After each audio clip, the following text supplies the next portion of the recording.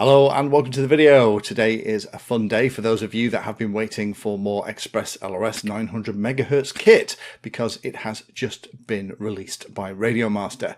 Now, a lot of the videos that I've been doing historically have all been on the 2.4 GHz Express LRS stuff, which has really caught everyone's imagination. However, back in the early days, there were quite a lot of the 900 MHz versions kicking around, and that's either 868 if you're going to be in Europe, or the 915 MHz bands if you're outside of Europe.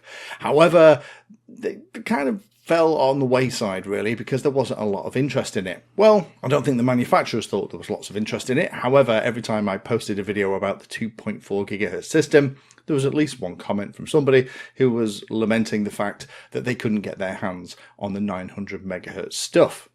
Well, RadioMaster have just fixed that for those of you outside the EU anyway.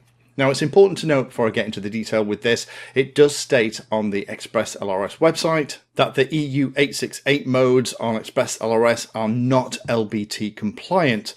So for all the detail that I've seen on this, they are positioning these as 950 MHz FCC, i.e. non-Europe LBT radios. So be aware of that. As I said, in the fullness of time, I expect that LBT will become certified in some way for this kind of frequency, and then you'll be able to use 868 LBT without any problems in the EU as well. So let's have a look at some of the detail and the individual pieces that have been released today, because as you've already kind of sneaky peeked, there's quite a bit of stuff.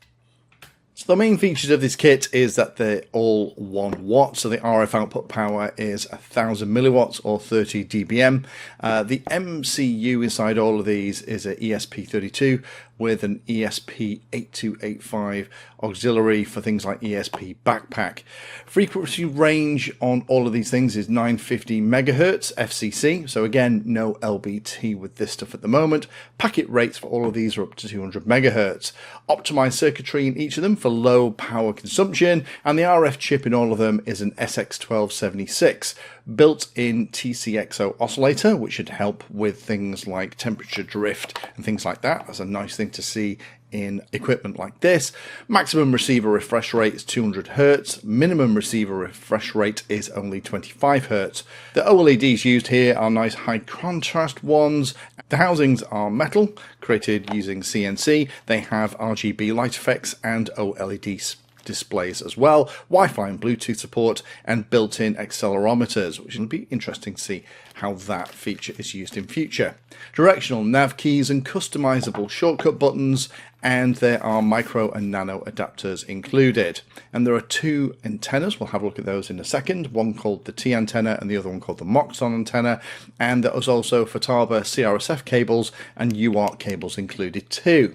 So a quick closer look at the 2 antennas. The default one here is this T antenna, obviously going to be a little bit bigger than what you're probably used to for the 2.4 gigahertz because we have the longer wavelength.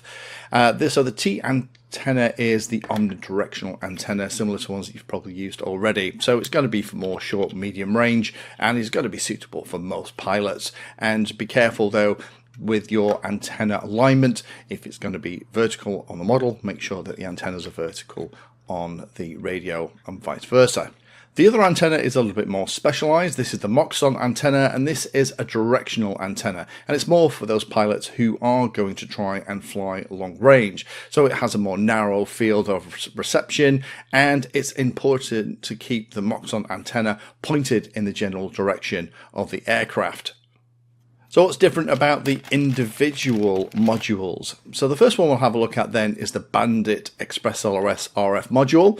This is the full-size one. So this has JR standard 5-pin socket at the back with a nano standard 8-pin socket. It has built-in RGB lights, built-in OLED screen. It has a G sensor as well, and also XT30 connector for the power supply. And that'll support 6 to 16.8 volts.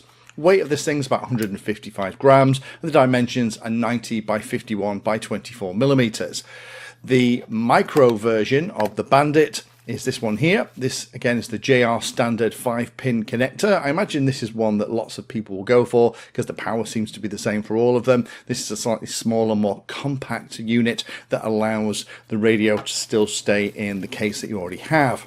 Built-in OLED screen, XC30 power again, 6 to 16.8 volts. The weight is 78 grams, so significantly less heavy than the full-size one. Comes with a T antenna, dimensions 64.1 by 49.6 by 34.1 millimeters.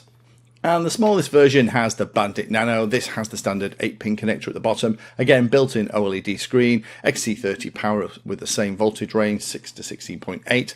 And it's the lightest of them all at only 62.5 grams. Dimensions are 68.5 by 41 by 27 millimeters. And this is the one that you're going to use for the smaller handheld devices.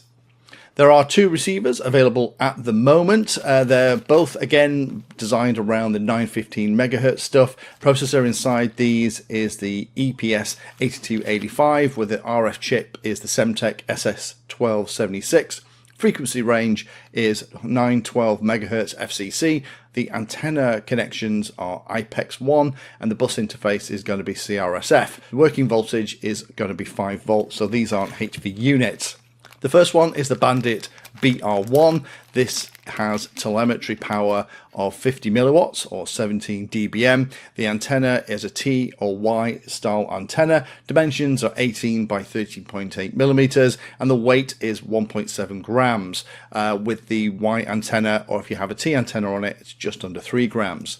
Then you have the Bandit BR3 Express LRS receiver. This has a much higher telemetry power. This has 100 milliwatts to 500 milliwatts, which is Lua adjustable.